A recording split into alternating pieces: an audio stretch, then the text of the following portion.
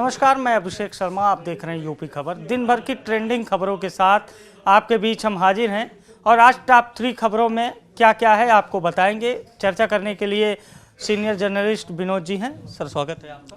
धन्यवाद। 3 बड़ी खबरें आज उत्तर प्रदेश की जो निकल कर सामने आ रहे हैं, जो पूरे दिन राजनीति का केंद्र बिंदु बनी रही। सबसे पहली खबर, पूर्वांचल एक्सप्रेस वे पर गाजीपुर से लखनऊ तक की यात्रा लेकर जब अखिलेश यादव निकले तो भोर में लोग उन्हें सुनने के लिए उमड़ पड़े।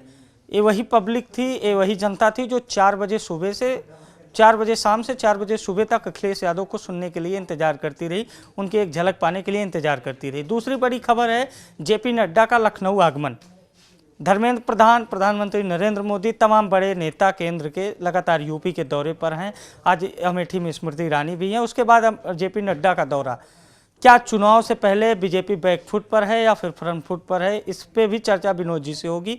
और तीसरी बड़ी खबर, उत्तराखंड के सीएम पुष्कर सिंह धामी और यूपी के सीएम योगी आदित्यनाथ की मुलाकात, तमाम सारे लंबित विवादों पर चर्चा। छोटे छोटे रिएक्शन में समझेंगे कि तीनों खबरों का कितना महत्व है आज।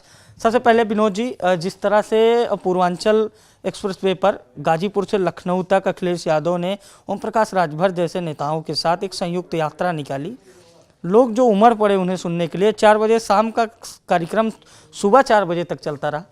क्या एक कोई किस ओर इशारा हो रहा है? देखिए, पूर्वांचल जो है वो राजनीति का केंद्र बना हुआ है। राजनीति का केंद्र इसलिए है क्योंकि ज़्यादा सीटें वहाँ से हैं। जब भी कोई मुख्यमंत्री बना है या प्रधानमंत्री बना है तो पूर्वांचल की एक अलग मतलब कि बहुत बड़ी भूमिका रही है।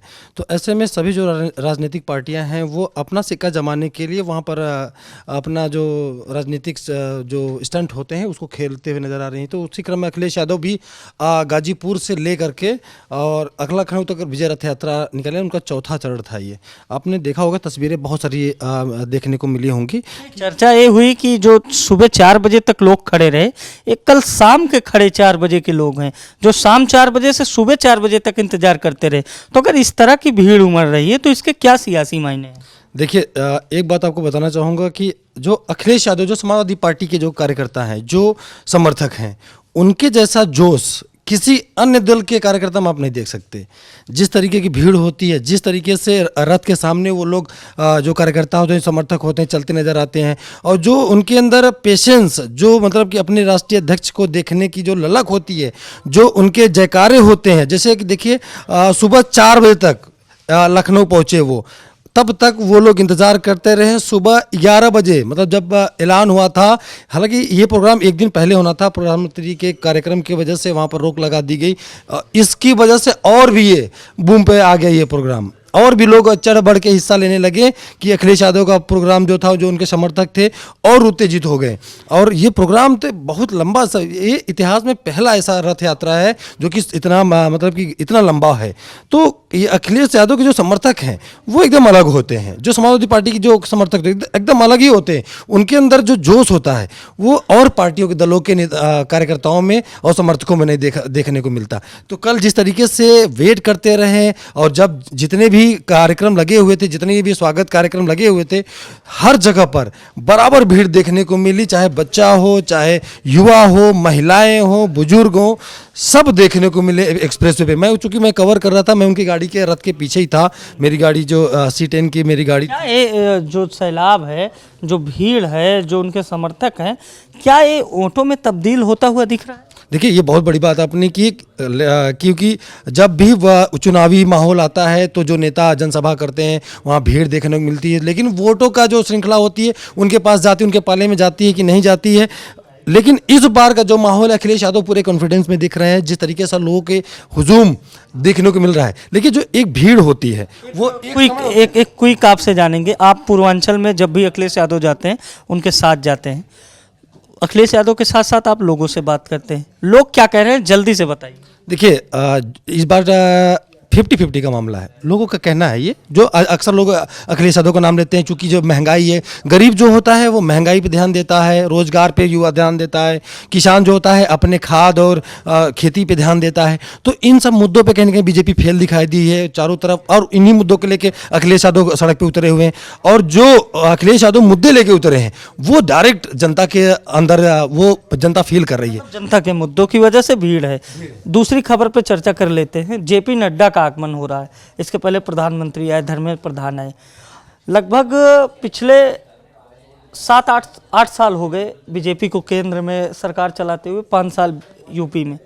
अगर एक प्रकार से देखा जाए तो एक लंबा समय, 5 वर्ष की योजनाओं में बहुत बड़ा आमूलचूल परिवर्तन आ जाता है, चाहे वो ग्राम पंचायत में हो या प्रदेश स्तर, देश स्तर।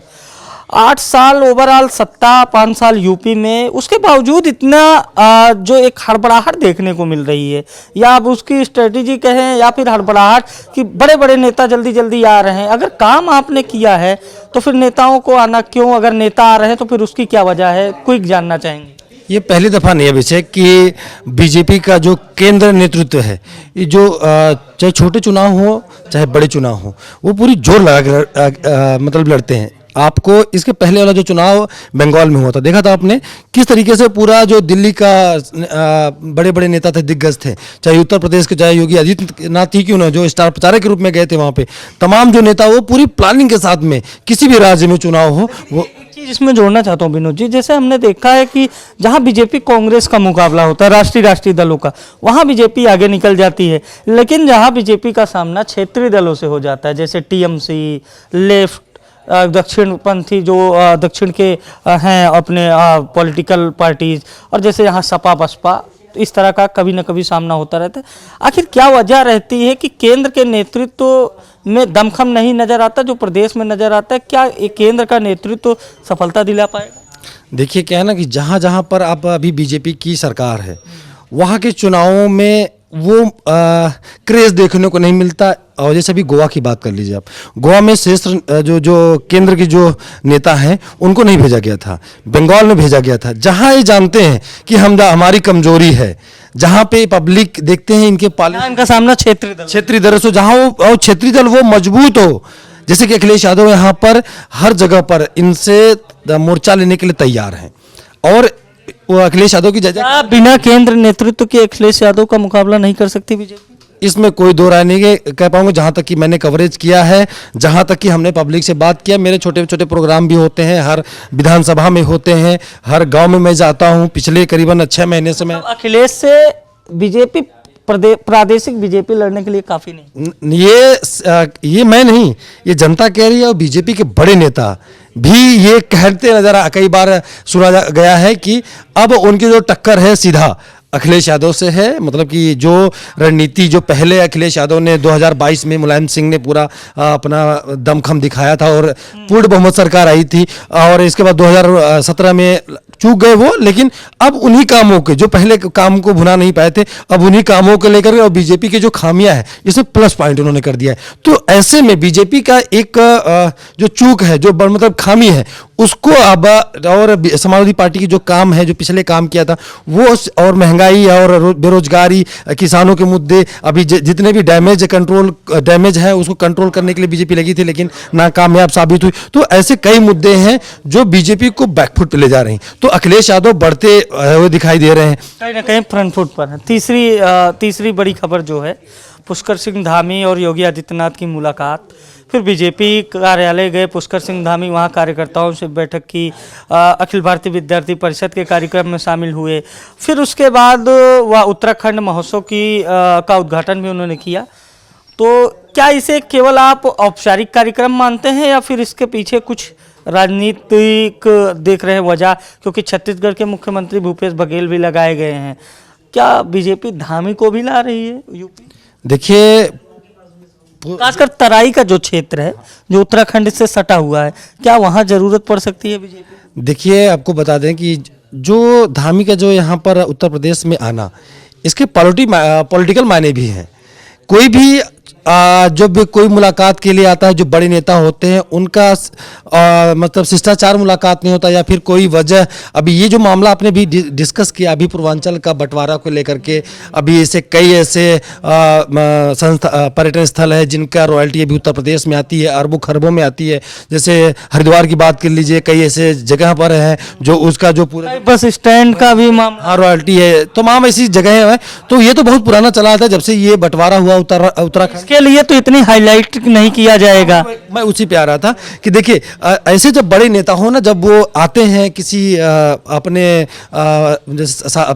पार्टी के शासित राज्य में, तो उसके पॉलिटिकल मायने जरूर होते हैं। पॉलिटिकल मायने इसलिए हैं कि जो योगी आदित्यनाथ हैं ये उत्तराखंड से ताल्लुक रखते हैं, और उत्तराखंड के जो प्रदेशवासी हैं उनकी भी यहाँ पर बड़ी मात्रा में तादाद में लोग हैं। यहाँ पर लखनऊ में खास करके आप देखेंगे कई ऐसे इलाके हैं जो कि बड़ी वोटर मात्रा में है वो, तो कहीं ना कहीं उन सब वोटरों को अपने खेमे में, अपने पाले में करने के लिए ये एक बड़ा संदेश देना चाहता मतलब इसका सियासी मायने जरूर है। ऐसे मोमेंट पर जब चुनाव सामने हो, एक बड़ा नेता किसी भी प्रदेश में जाता है, उसको आप औपचारिक या फिर शिष्टाचार मुलाकात नहीं कर सकते, या फिर सिस्टमेटिक नहीं, पॉलिटिकल बिल्कुल है। तो ये थे हमारे साथ सीनियर जर्नलिस्ट विनोद जी, जिन्होंने आज प्रदेश की राजनीति के केंद्र बिंदु रही टॉप 3 खबरों पर चर्चा की। कल किसी और एक्सपर्ट के साथ देखिएगा दिन भर की टॉप 3 खबरों पर सटीक विश्लेषण। देखते रहिए यूपी खबर। नमस्कार।